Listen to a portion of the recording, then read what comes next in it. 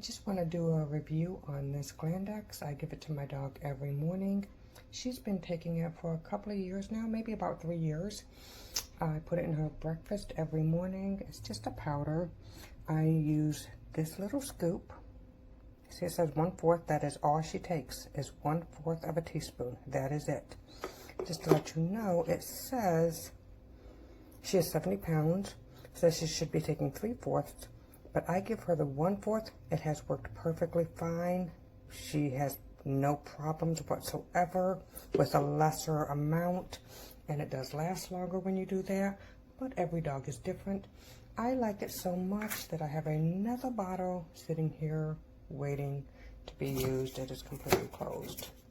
So that is what my dog takes every morning. Like I said, she had problems for a couple of years when I got her.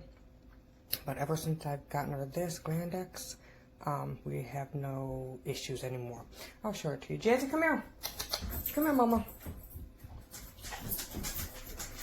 And there's Jazzy. She is a 70-pound pit mix, and she's the one that takes it. Coco. Brothers, come here.